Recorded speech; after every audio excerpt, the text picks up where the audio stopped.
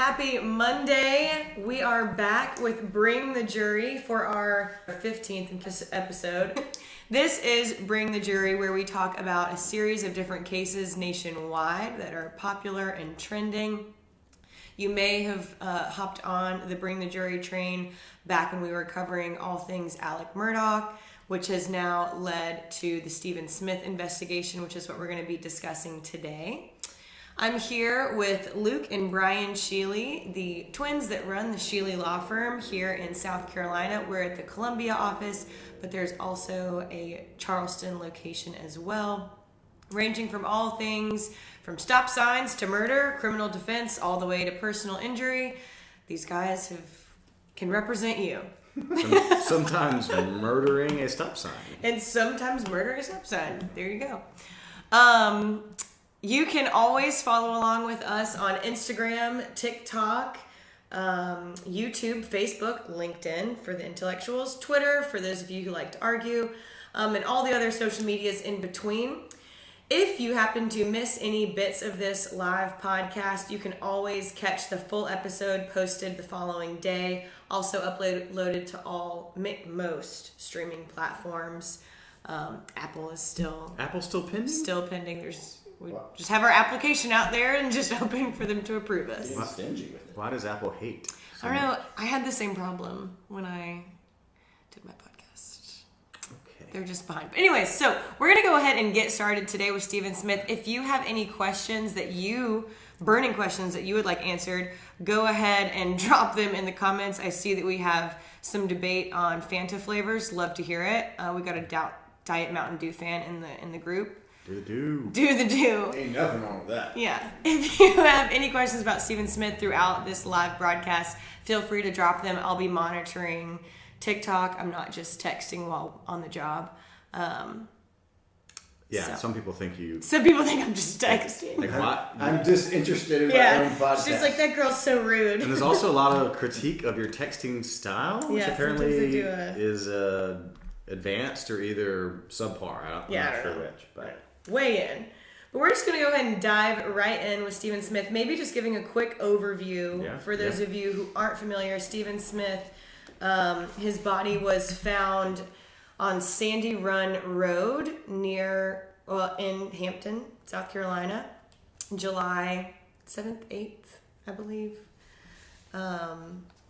But his death was ruled a hit and run initially. And after Netflix and HBO and all of the listeners across the country became so sensationally invested in the Murdaugh trial, they likewise became invested in Stephen Smith's death, wondering if it really was a hit and run or if there was something more to be found there. So recently, they have they exhumed the body? Yes. Okay, so we're going to talk about that today. So they've exhumed the body, and we've also got a list of new potential suspects. Some of you may be watching thinking that Buster Murdaugh may have had something to do with this. Think again, because we've got a long list of suspects and none of them to be Buster, I believe. Right. Well, so setting the table for what's happened so far. So, Sandy Smith, who was Stephen's mom when he was killed in 2015, it was initially labeled a hit and run. And we've cut one of our last pods, and maybe 2 pods ago, kind of covered the initial groundwork for that. He was basically found in the middle of the road, close to his home, about 2 miles away from his disabled vehicle that appeared to be out of gas. His wallet was left in the car. The gas tank opening was kind of open. And he was found 2 miles down the road with blunt force trauma injury. And that just generally means, a massive head injury. There were no tire marks. There was no shattering of glass. There was no blood spatter. There were, the initial investigation by law enforcement, specifically the Highway Patrol. And in South Carolina, they normally are the experts when it comes to vehicular accidents and vehicular related homicide. They basically got on scene and were noting all the things I just stated. Also things like his shoes were loosely tied and they were still on, and also kind of noting from their experience that his injuries seem to be pretty specific not necessarily your normal, I got hit by a large vehicle at a high rate of speed kind of trauma.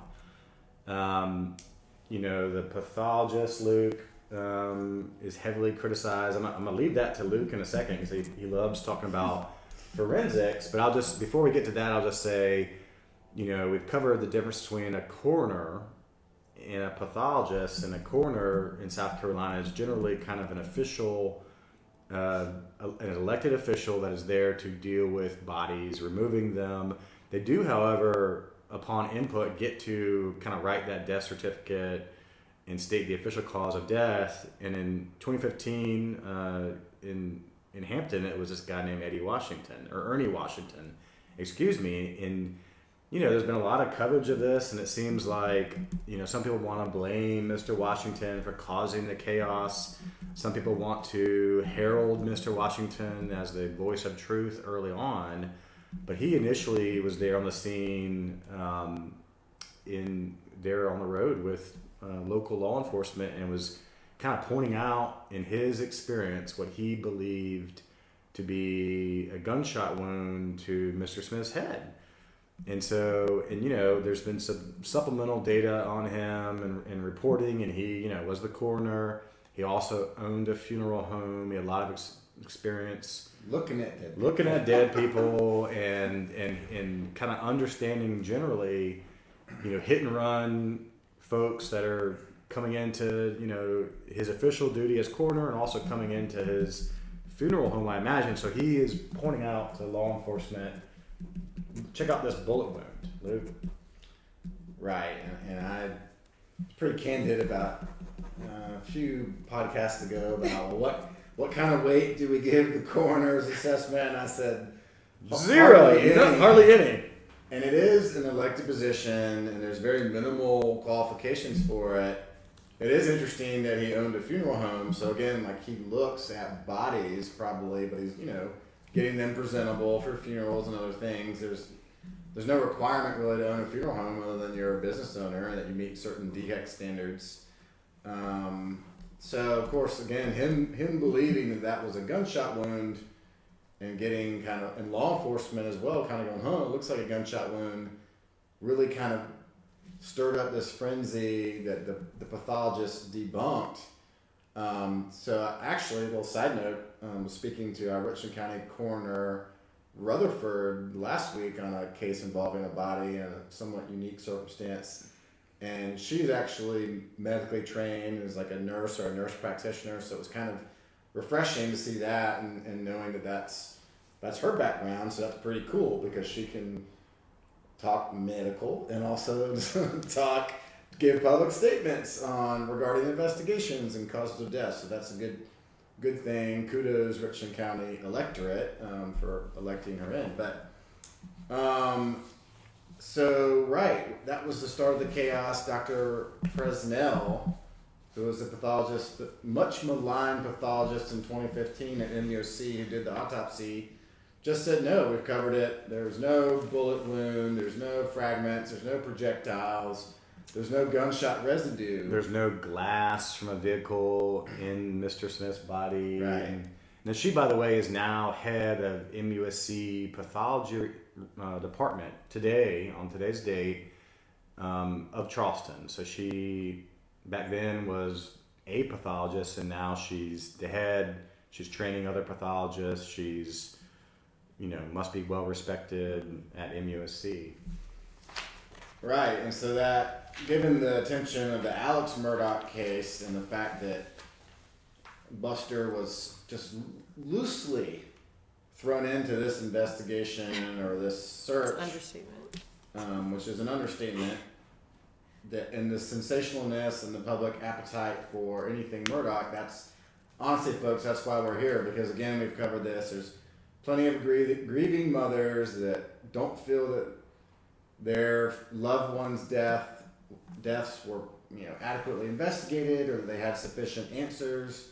They don't feel like they had justice, but the bottom line is here, without this public attention and a GoFundMe that really helped Miss Smith generate $125,000, I think, then there just wouldn't be the appetite for it. People aren't going to GoFundMe for Joe Blow's dead child that died, 10 years ago of a suspicious kind of cause. They're just not, and otherwise the case just stays dead. So this case is very much alive.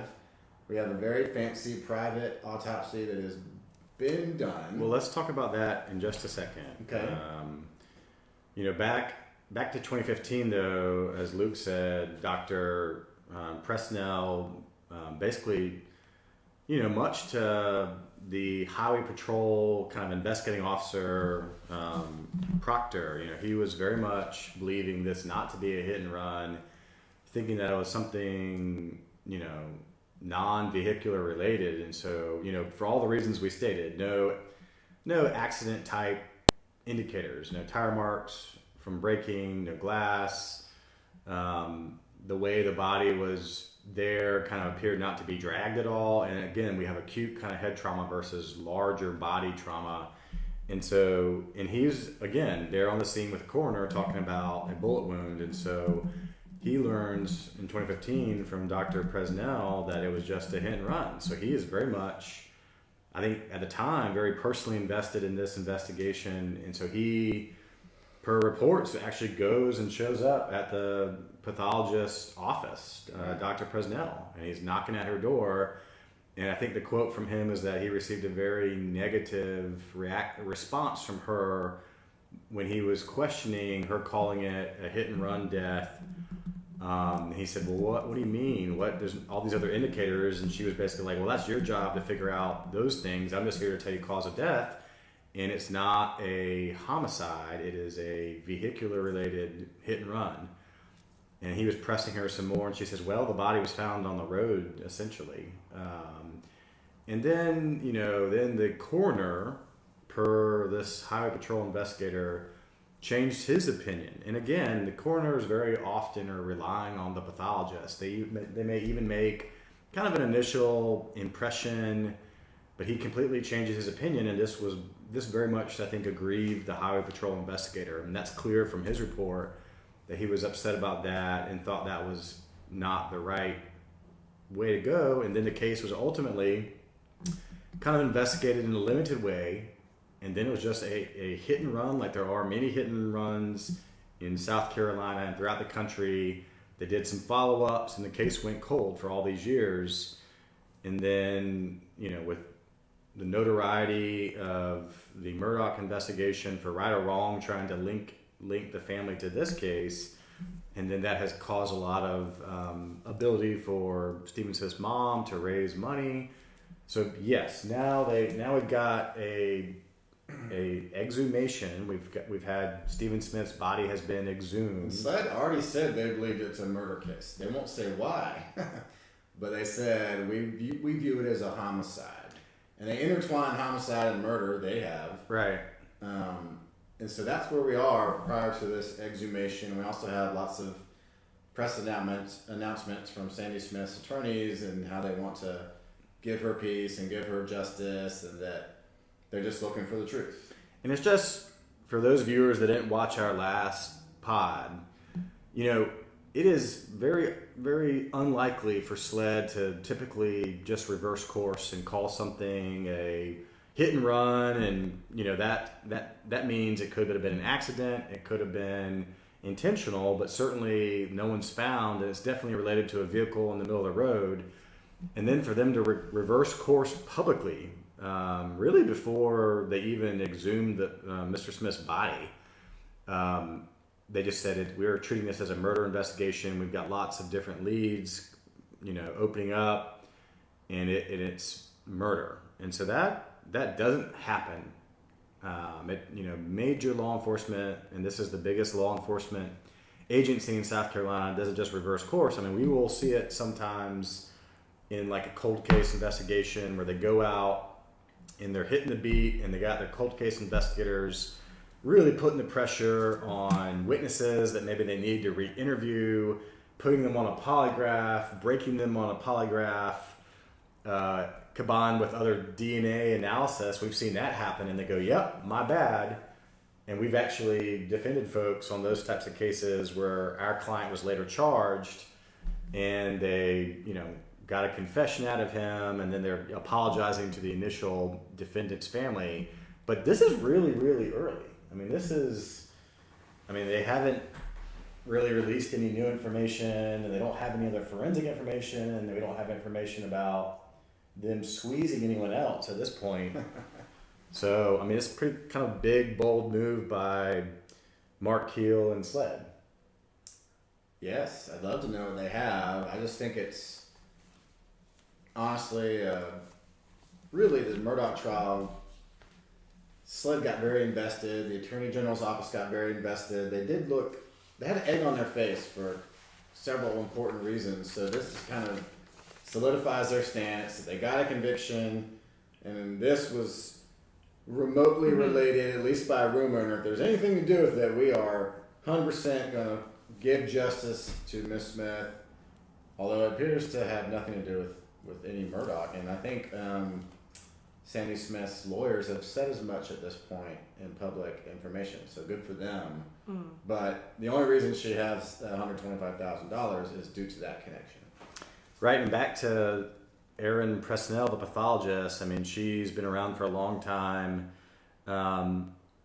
Just some of the reporting that we're looking at here is that she did the autopsies on the, Emmanuel 9, the shooting in 2015 of, down in Charleston that Dylan Roof was ultimately convicted of. That was about 3 weeks prior to this. And the reporting we're looking at talks about, she had intensive autopsies, the weeks leading up to this, where she was working long hours and that kind of stuff. It's just kind of thrown in there. But she has done a number of high-profile kind of cases. And she's vastly experienced. So it'll be interesting. Right now, she is not giving any public reporting, on these events. I mean, she's probably under a lot of scrutiny. There's probably, anything she does now with such a high press case is only going to come back to bite her. I mean, right now she's authored an opinion, an expert opinion. And if she gets out and tries to defend herself in the media, it's not going to be a good look for her, because either she's going to say the same thing and maybe say it slightly differently, and then kind of gather scrutiny, or she's going to try to defend herself, and that's never a good look for a doctor. One of the other things I think is important that kind of, at least from some of this reporting, is I talked to one of her colleagues that really supports her initial finding, at least per one of her colleagues, is that in her report it says that the brain stem was separated from Mr. Smith's spinal cord. So to her, that is an indication of a significant amount of whiplash that would separate your brainstem from your spinal cord, which really corroborates kind of a motor vehicle collision type impact versus just being hit with a bat or something like that, which was one of the theories that investigator Proctor had.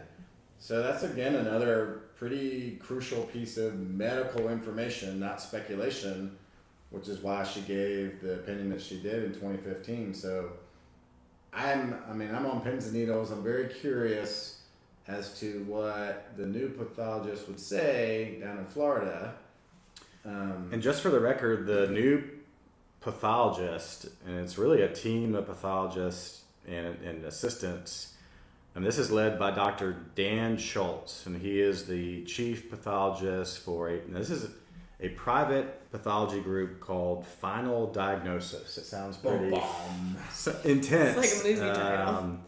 And Final Destination. And he, is being assisted by some, a team in his group. He's got a forensic anthropologist as well is involved in this. I mean, basically, this is not a normal autopsy where the body is relatively intact enough and the death is recent enough where they can kind of do their job. I mean, they're going to have to get a forensic anthropologist involved, who already is involved, and that is Dr. Heather Walsh Haney, who's at Florida Gulf Coast University in Fort Myers, Florida. And they got this team, and the forensic anthropologist is going to have to, like you would think in anthropological terms, kind of reconstruct some of the body aspects to assist the pathologist. So it's really a specialized field. They've also got part of their team, as a lot of our viewers and listeners will recall from the Murdaugh trial, Kenny Kinsey, Lou. Kenny Kinsey. Kenny Kinsey. So he's been hired. Crime scene expert who I did my now famous broom recreation Yes, it is famous. of the shooting of the shotgun. That's all my family talked about at Easter. You know, Oh, gosh, if only I had that broom in that courtroom with Dr. Kinsey, we could have had a good old discussion. But he became, not saying he wasn't famous before, but his fame had shot into the stratosphere, and he is now part of this team looking to take leads and run with it. And Kinsey was probably the star witness for both sides on the Murdaugh trial. I mean, he was intensely intelligent. He was also very charismatic Very folksy. in a folksy country way, which was very. You can't really cross-examine that. I mean, To the crowd. he was great. Now, I will say this, Dr. Kinsey, he was making fun in the Murdaugh trial of all the out-of-state hired experts. And now he's teamed up with some out-of-state hired experts. Oh, man. So, he was making fun of... They're good now. It's okay now. I mean, we'll It's see. good. We'll see. We got a lot of out-of-state money hiring out-of-state experts. But we do have a lot of respect for Dr. Kinsey, so it'll be interesting to see how he kind of is involved in this. And he's already making public statements to Court TV that he is considering 4 or 5 different scenarios of how Stephen Smith could have died, but he's very interested in the pathology, the new pathology, to see what that uncovers. And of course, for SLED to really do anything with this new information, it's got to be provided. I imagine that will not be a problem. But so we have a whole host of new experts that are working hard. And they're going to do a couple things. They're going to either say, we cannot determine anything different from what, Dr. Presnell determined. Or they're going to say, yeah, this is what we find her to be incorrect. She was, for whatever reasons at the time, just didn't get it right, was stressed or whatever, but we find it to be 180 degree different. We think it was XYZ is the cause of death, related, could have been caused in these different reasons. And then we've got, support for a murder charge. Now, they still have to find an identity of somebody, but that would then have to be kind of adopted by SLED. And so then SLED's put in this position where they have to not only now have a reverse course on this being a hit and run to full-on murder investigation, if this hotshot group of pathologists and anthropologists and Dr. Kinsey says, here's how it really went down, SLED would then have to basically say, our own initial state pathologist, who's the head of MUSC, is wrong. And so what that does is it kind of is a built-in way for, if anyone ever gets charged in this case, it's a built-in way to impeach the integrity of the investigation. What do I mean by that? Well, that's a defendant's constitutional right protected by due process in the 14th Amendment to say, hey, there's fundamentally reasonable doubt in this case because even their doctor, their SLED agents on scene thought it was a hit and run, not a murder, non-intentional killing, and they left it in 2015 because guess what? There's nothing to see, and guess what? There's still nothing to see. So that's what a lawyer could do. Now, law enforcement doesn't like to be in that position, but they will if the occasion arises. It's uncomfortable. Brian and I once had a very high-profile murder case where at first they charged the husband for the wife's killing, and the friend was a star witness for 2 trials that the state had with law enforcement, putting him up saying that he was an eyewitness to the murder. And then the husband was acquitted, and so they took a fresh set of eyes on it and gave it to some new investigators, kind of a lot like what we're hearing in the papers here about a fresh set of eyes. and went and really turned the screws on the friend, and turns out he confessed to the murder. And now they were charging him, even though objectively they had all that evidence all along, or subjectively they were just looking for someone to blame. So we were faced with that trial where we had 2 trials ahead of us of them blaming someone else. So that was quite an interesting case, and something where law enforcement was squirming quite a bit as well. So it can happen, but it is not the ideal setup for any law enforcement agency. No, and just looking at the final autopsy, in this Dr. Schultz, Dan Schultz. Final Diagnosis is his company.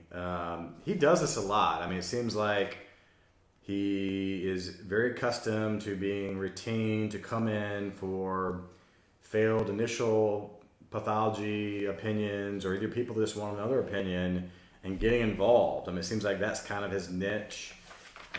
He's also been featured on the television series Alcatraz, Search for the Truth, which was produced by the History Channel. So this is kind of his jam. I mean, he's in private practice. He gets, I'm sure, hired all around the country to kind of come in and do the best job. And it's always good when you even name your company name as like the final say on things. So that's either clever marketing or he's just really good. I don't know. It should be the correct opinion. The final opinion. So look him up, Dr. Dan Schultz. He's out of Florida, and we'll see what he's made of. Just looking at other developments, in the Stephen Smith, exhumation. I mean, essentially, SLED was there when his body was exhumed. So, they're going to do their own kind of investigative techniques. If they're doing their job right, they've got some of their CSI people taking notes, photographing how it was done, even simple things, in terms of, who was on the scene. I mean, typically in a crime scene, there's, a log of people that are there. So I'm sure this would have been done in a very secure way, and they will have documented it. And then if anything comes to this, it'll have to be turned over if anyone ever gets charged. But just, now that SLED is back on the case, so to speak, calling this a murder investigation, they're doing a couple things that they could have done previously. We've got a number of suspects that we'll get to it in a little bit, but we've got a couple of things they always had that now they're looking into. I mean, they always had Stephen Smith's cell phone, and if you kind of listen to any true crime, docuseries or podcasts, or even the Murdaugh case, I mean, you can get a lot out of a cell phone. You can get geographical data, location data, you can get text messages, call records, you can get social media history, positioning and rotation of the phone, data, step data. So all this stuff that you can do, it appears it maybe wasn't done, but SLED is now reporting that they are taking a crack at Stephen's phone. They're able to unlock it. They're also able to unlock a tablet that he had. I think it was lost at one point. Okay. The iPad, they couldn't find it. But yes, someone asked about that. The iPad, according to this and a few other reports, has been located and is in their custody, and they're going to also get into that. Yeah, I mean, so this is always standard stuff. I mean, and maybe it just didn't happen at the time for whatever reasons, whether it was disinterest or just the hit and run kind of potential accident classification of this death kind of shut it down pretty quickly in terms of SLED. I mean, obviously there's a lot of attention on it now, as Luke indicated, from a media standpoint. There's so much notoriety on this kind of situation and interest in it, and SLED is trying to make amends maybe, but they're doing basic stuff. This is investigation 101. They're looking at the phones, looking at who's the last person Stephen spoke to, who he take a call from. Is there any video evidence that could assist? I mean, obviously, who did he talk to last? We'll get to that in a little bit, is very key. And And so, but they're looking at that, and you can either get into that by someone that knows the password to these devices, or you can unlock it, which can be done through various law enforcement techniques. They've got software that helps them crack it.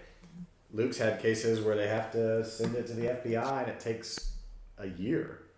Yeah, and they're asking. So they've asked us for various passcodes, and sometimes we tell them to pound sand, and they send it to the CIA or the FBI and do code breaking.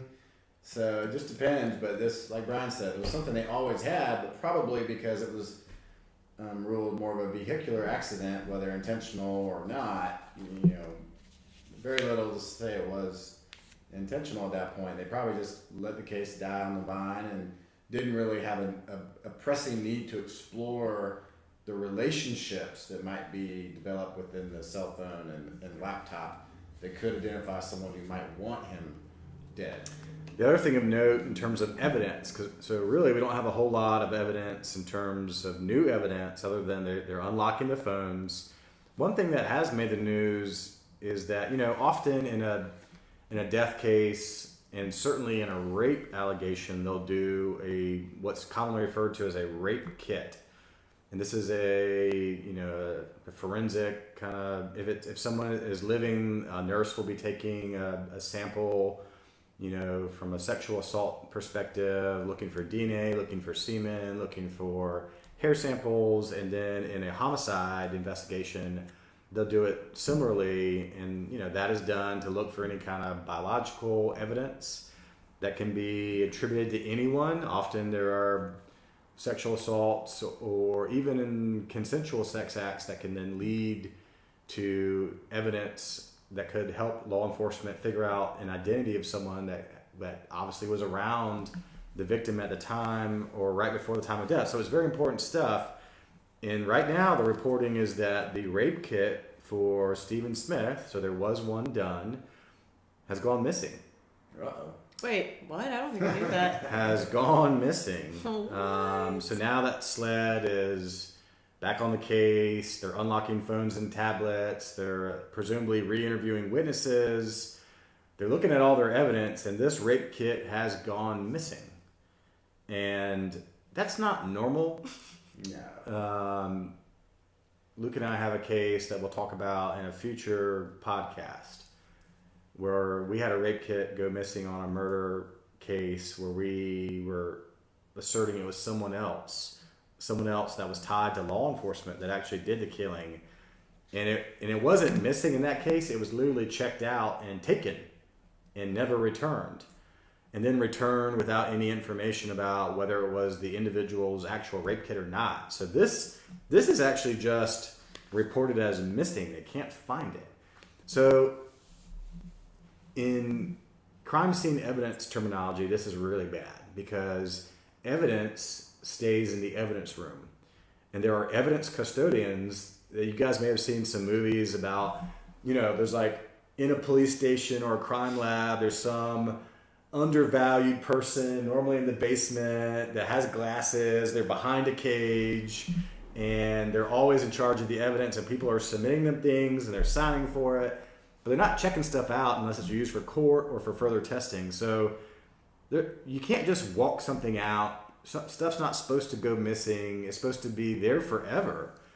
Because let's say there's a case where someone gets found guilty and then they get exonerated due to DNA evidence or a confession by someone else, and then that person is on trial. You need the case evidence, and the case evidence just can't go away. It can be stored, but it can't just go missing. If it goes missing, then justice can't get done. And it's critical. I went and viewed evidence last week in a gun trial just to make sure they had the gun. Because guess what? If it's like this, they don't have the gun, they don't have a case. So I just wanted to make sure it was there. It was worth my time. And I took our associate down there to go look at the gun, and the gun was there. And the evidence custodian was very, proper and had her stuff together. But you always learn something. And when I saw the gun, I said, "It's very dirty. What is all that?" She goes, "Well, that's where they dusted it for prints." Oh, okay. Well, that was a fact that had never cropped up in the case itself. as an item they tested for, so naturally I wanted to know what the result of that was. And so you always want to go look at the evidence. It's never good if it's gone. Correct. So stay tuned for that. That's right. We'll have to see if the rape kit turns up after some deep digging by law enforcement, but it is, I mean, this case has some age on it, but it's also never been solved. Things like this shouldn't go missing. There's no real reason why evidence should not be found. That's a problem. I watched with my 5-year-old, big off-topic here, but kind of topic, this weekend, Indiana Jones, Raiders of the Lost Ark. Maybe I shouldn't watch that with my 5-year-old. And the scene where they open the Ark and everybody's faces melt off was probably a little too much. But yeah, probably too much. But when you talk about evidence going missing and custodians and keeping all this evidence, the very last scene of Raiders of the Lost Ark is where they have the Americans now have the Ark and it's boxed up in this wooden box, and this bureaucrat is just pushing this box in this warehouse full of thousands of boxes that look just like it. And to me, I can imagine that that's somewhere like that is where the Stephen Smith rape kit is, just in a mountain of that scene is, kind of previewed by, well, where's the Ark? Who's got it? And it's like our top people are. Don't worry, our top people are working on it.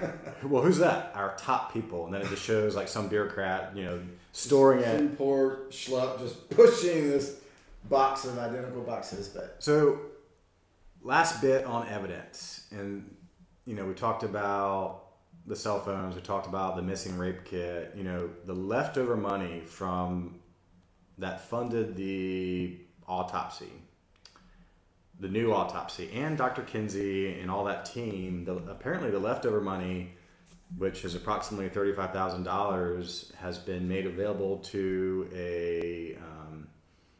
any kind of tips that lead to an arrest of the person that murdered Stephen Smith. So that it's an award, a reward. So we see stuff like this in a lot of our murder cases, and so that's a big chunk of money. I mean, normally the reward is not that much. Normally it's like $1,000 or $1,500. So this is a lot of money to a lot of people, and I imagine there are thousands. Tens of thousands of people calling SLED with tips to try to link people or what they've heard to this case, because they know if it leads to an arrest, they're going to get $35,000. And so for every legitimate lead that gets written down, well, then now there's an obligation for law enforcement to turn that over. And so if someone one day ever gets charged with murder, there's going to be about over 1,000 different, reports of people. So what it does is and again, it's just a unique case. It's unique, and there's so much coverage of this case. It's unique in the fact that there's an exhumation of a body and a top-notch pathology team involved, including Dr. Kinsey. It's unique that rape kits are missing. It's unique that there's a very well thought of pathologist that's getting ready to get scrutinized heavily, kind of even before a warrant's ever brought. All this stuff is new, very unique, but now we've got a big reward, and all that will have to be made available. And what law enforcement is going to do is track down all these leads, and some of them will absolutely come to nothing, and some of them will be interesting, and that'll lead to another phone call and maybe a witness interview, and all of that. The one that I call in on will come to me. No. So, but bottom line is like, if a charge ever comes to anybody related to this case, there's just going to be a lot of built-in exculpatory material, because there's going to be leads that pan out that look pretty good, along with an initial pathologist report that says this was kind of a hit-and-run style death. And that leads us to the leads. The leads. The leads. The suspects. The leads are weak? You're weak. Glengarry. Glenn Ross. Go watch it. So we'll dive in first to this tip that you guys have kind of been mentioning in the comments. Yes, there was a tip phoned in about Two, at the time, teenage boys, Patrick Wilson and Sean Connolly. I believe he's a celebrity. Just kidding. But what I find to be very interesting about that is that same tip, was actually sent in years ago. I've got it right here in Proctor's investigation. We're going to read it right now. I'm going to pull it right up. It was sent in December of, let's see, go to our thread.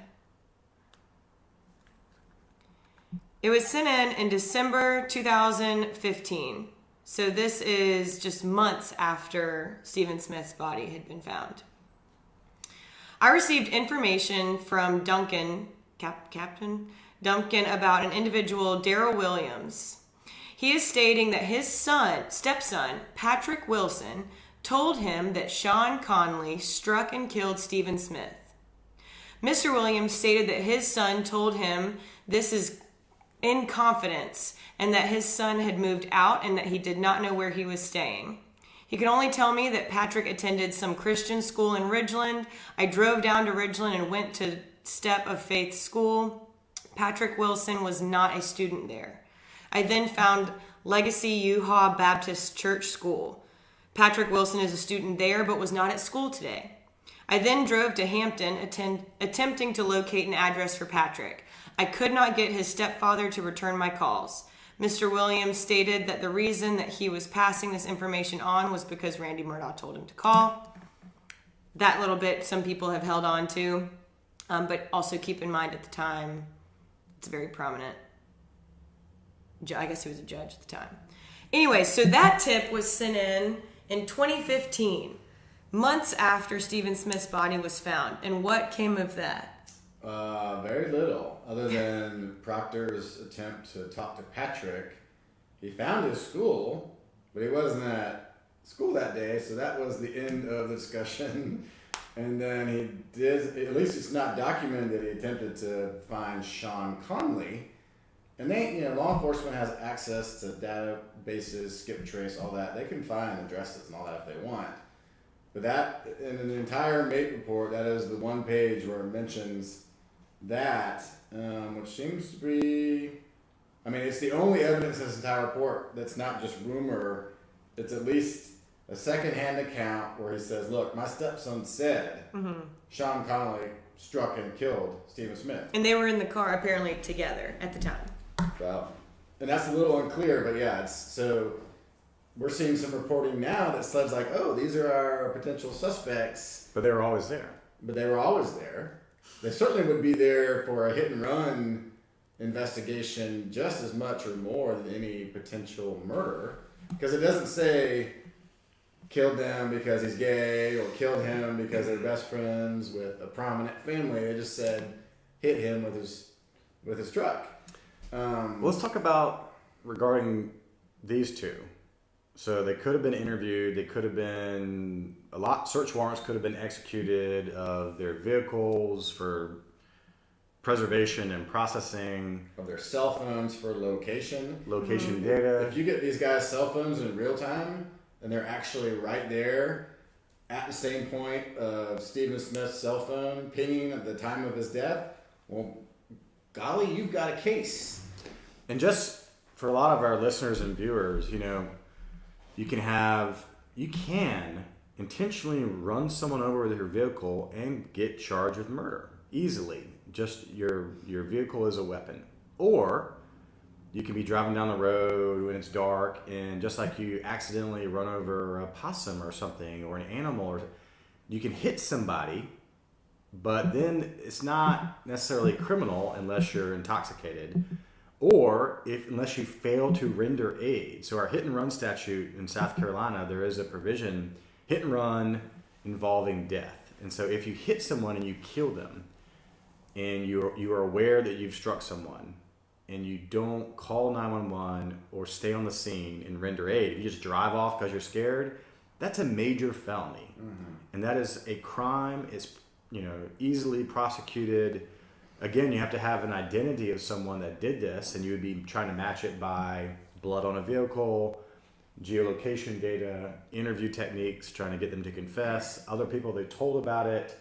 So, I think a lot of maybe the media kind of has it that if it was a vehicle related incident, that it's not, that's so terrible because clearly it was intentional act.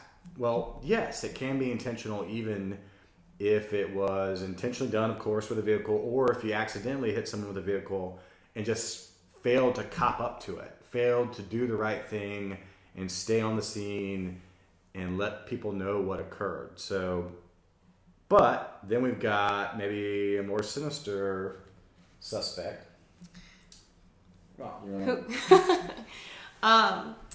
Yeah, a suspect that I find to be really, really interesting is Mark Bickhardt. You're ready to turn Mark in. I was. When I saw that the reward was posted, I was about to dial and put it in. So, cash out. Mark Bickhardt, we'll just take it to the beginning. Mark Bickhardt was, at the time, dating Stephen Smith, and at the time also 47. He was much older than Stephen. I believe that they found each other. Stephen Smith had posted a sexually explicit Craigslist ad, and that's how they found each other, which can be dangerous. I mean, Craigslist, we've heard time and time, many, many rumors, many different accounts of people who have met dangerous people on Craigslist. So that's how they kind of came to know each other. They were dating, they were in communication, and at the time of Stephen Smith's death, they were texting, and I believe even on the phone at one point leading up to when he was struck. Well, once the body was discovered, police definitely talked to this person multiple times, and he gave very inconsistent reports of what he believed to have happened, what he was doing, etc., etc. One day, after he had given his statement, the next day or a few days later, he incessantly was calling the investigator that spoke to him 13 times, unanswered calls. Seemed very paranoid, in my opinion. The investigator called him back. They spoke. It just kind of came to nothing. It was a bunch of bumbled, mumbled jumbo that didn't really make sense. Well, then they did get in contact later again, and Mark Bickhardt claimed that he filed a police report that he had been getting harassing phone calls from these random people from the Cayman Islands threatening to do to him what was done to his friend, which is totally bizarre. And then also bizarre again, because then later he was saying that he was on the phone with Stephen and could hear the big mud tires and just are you saying that people from the Cayman Islands did this? Are you saying that some teenagers did this? Just doesn't make sense. A lot of inconsistencies. So taking all that into consideration, what I find to be very interesting is shortly after Stephen Smith's body was found, Mark Bickhardt up and left the state of South Carolina and moved to Florida. Gone. Peaced out. Some would call that evidence of flight, which can be used in South Carolina to show guilt under our law. Just saying, heard it here. But what's even crazier about that is then 9 months later, after Stephen Smith's body was found, 9 months, Mark Bickhardt was, wait for it, arrested for assault with a deadly weapon. I would love to know what that deadly weapon was and if it would somehow resemble similar injury that Stephen Smith took, but that's neither here nor there. And again, Mark Bickhardt since then has also moved again and is now, I believe, in Georgia. But that's just my 2 cents. And I have no idea whether Mr. Bickhardt has anything to do with this, but what I enjoy is pointing out hypocrisy. And these cases are tied together by the Murdaugh trial only through insinuation, and we've covered all that ground. But in the Murdaugh trial, Alec Murdaugh, per SLED, the crackpot investigators, the husband, that loved one, is always in the circle of suspicion. And it's your job as the suspect to get yourself out of the circle of suspicion. And if you give inconsistent statements or have bizarre behavior where you try to claim that you're a victim, a la roadside shooting. Or insert yourself into the case by saying that you were on the phone with Stephen Smith saying you heard big mud tires and like it sounded like a truck, Right. and Stephen Smith was concerned that he was being followed. Right. All those things which have eerie similarities to the exact same behavior that Alec Murdaugh was maligned for, was said that is his evidence of his guilt. He's in the circle and he never got out. He just kept digging a hole in the circle. The same things are occurring with Mr. Burkhart, but he was just pretty much ignored. And just left alone to go away without even a search warrant on his house, a search warrant on his phone. To later get an aggravated assault in a different state. With a deadly weapon? Or maybe just even an in-office interview to kind of look him in the eye and go, all right, tell me again about the last Nothing. time you saw him. So like, Of this man that you met on Craigslist. right. But now there's just this interest where we got to get to the bottom. And he is still not even discussed as much as other people, such as, poor Buster, who had to put out public statements. So I just find that fascinating. I love to point out hypocrisy, and I just think let's just investigate cases and accuse people the same way. What's good for the goose is good for the gander. Let's just do it the same way. But Bickhart hopefully is lawyered up at this point. He should be a major point of investigation for SLED. He was a much older man, stranger meeting off of Craigslist. He's referring to escort services and you only need to look at them, that they're dangerous, Yep. kind of inferring He's doing a lot of projecting. he's texting Stephen Smith like within 30 minutes of his death. He's purporting to hear Stephen call him, or he calls him, and there's big trucks, and Stephen's feeling concerned about being followed. He's fleeing the state shortly after and getting charged with kind of very similar type crimes. So I'm sure SLED is already taking a hard look at this guy, but that seems to be a good point of investigation. But I would be very curious if they could issue a statement about how he got himself out of the circle of suspicion. That would help me sleep at night. Correct. Yeah. So you ready? Totally wild. So Hannah's ready to cash in on Bickhart. That's. I mean, that's you're number officially one. doing it right now. You're saying, hey, SLED, Yes. there's this guy that you had in your crosshairs back in 2015. Go look at him. I'm gonna send the link to this podcast as my tip. Hey, there you go. There you go. Well, But yeah. What else? What we got? What else do we got? I mean, a lot of people were saying that they hadn't heard that yet, but they do find that to be interesting. More questions kind of about the Murdaughs and how they were related. But, yes, I believe that Alex Murdaugh and Randy did arrive to the scene. And so Luke and I kind of discussed this 2 episodes ago. Does that seem suspicious? Perhaps, maybe a little weird. Also keeping in mind that this is a very small town, tight-knit community. It sounds like Buster and Steven were in school together. So, and they were personal injury lawyers. Maybe they were chasing ambulances. You don't know. But I believe that Stephen Smith's father was using Randy Murdaugh for some sort of case already. And so, they may have been connected that way. Someone asked about evidence found at Moselle directly related to Stephen Smith. I believe there's nothing. And in fact, I think that was stated that no evidence has connected any Murdaugh. So to- SLED did make that statement. And whether it was a kind of a PR mistake or whether it's something that actually happened, they're keeping a very tight lid on any evidence taken from Moselle. And honestly, they should. I mean, they shouldn't be leaking anything. If there is real evidence from Moselle and it's leading to different avenues in their investigation, that should be a top classified priority for them to follow up on that and see where it takes them without potentially, belittling their efforts by talking about it. So hopefully, if there is anything, they're keeping their mouth shut and just doing their jobs. But there is no public knowledge of what that evidence is, if there really is evidence from Moselle. Yeah. I think we'll close here, if y'all have any questions, go ahead and drop them. We'll just kind of talk about maybe next steps, like what this will look like. Obviously, they are coming through the cell phone records, the tablet, which will be very interesting, as we all saw with the Murdaugh case. Any more information from the body or... They're going to be forensically kind of dealing with it. So they're going to have, it would probably take a lot more time because they've got the anthropologist assisting the pathologist.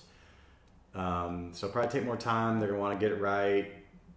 And like I said, it's either going to be three things. Initial pathologist was right, initial pathologist is wrong, or we're still inconclusive. But certainly they are going to be issuing a very thorough report, and so that will aid law enforcement potentially as they're running up other leads. And then if I were Mr. Bickhart, I would be lawyered up and I'd be in some bunker someplace. Get off social media. Get off social media. But he would be a strong lead, I think, for law enforcement to be interviewing. And then the question is there anything that Dr. Kinsey can run with? Mm-hmm. Are we going to have anything from the autopsy, some speck of hair or a reconstruction, or will there be some lead that he can track down? Let's say if a crime scene is determined that he can go investigate. Let's say they get a lead and say, guess what? It was murder and he was killed elsewhere. That could be right up Dr. Kinsey's wheelhouse. Sure could. Let's talk real quick, since we have mentioned Buster a lot. What could Buster do, like, in his position now with everything that's come out with, like, the very popular podcasts that insinuate that he was related to this murder? Netflix nods at it. I believe the HBO documentary also insinuates. Like, what kind of ground does Buster have with everything that's been going on? Well, I think he's drawn a line in the sand with his big statement that he released through his father's attorneys. I don't know if they're officially his attorneys, saying enough is enough, stop defaming me. Mm-hmm. Because that's where you go. If someone without any evidence in the public sphere just puts out baseless accusations, they can get sued for defamation. And we've seen cases in local media where that, I think the biggest one I can think of right now is Dominion. No, what was it? The voting machines, Old Dominion. They were accused of having bad machines that led to election interference, and they just sued the crap out of somebody. So that's where. Well, it was a news agency. Oh yeah, it was. I think it was the Murdaughs, maybe. Not Murdaughs, but the others. Rupert Murdoch. Rupert's, yeah. But that's the threat. Is if you talk loosely without any legal basis, you can get sued. And I think he's basically warning people that I'm prepared to do this, leave me alone, respect my privacy. And so hopefully that works. Other than that, you just try to keep your head down and live your life and not create any new news for any particular reason. So, but that's clearly what he's done with that public statement. Right. Well, awesome. Thank you to everyone that tuned in today for our live show. Again, just as a reminder, you can catch the full episode if you missed any bits. It will be uploaded to Spotify, Google, all of those streaming platforms. You can watch the full video episode on YouTube, and we will share, some of our favorite bits on our TikTok or Instagram, Twitter, all that good stuff. So follow us on social media. Also, a new feature is you can now donate to Bring the Jury podcast to fuel our frenzy here. You can do that through our donation links that you can find on those social media platforms. It's in the link of every episode, like on Spotify or Google, also on our YouTube page and all of that. So we would love a little support. And if you all have any other questions about this case in particular or any other case kind of trending right now, feel free to send us a message. We're happy to discuss that in a later episode. Once again, this was Bring the Jury. Bring the Jury. Bring the Jury. And sadly, I believe we will not have an episode next week. We will miss you all next Monday. There's a strong possibility we will be in our own attempted murder trial. So if we are... think of us. If not, Hannah, you could just do it. Just bash Mark. No, wait for us. Yeah. No. Anyway. We won't do that. If Y'all don't not, want to hear me do We'll that. be live, but if we are, then we'll be working hard for our client. Yeah. Awesome. Thank you all so much.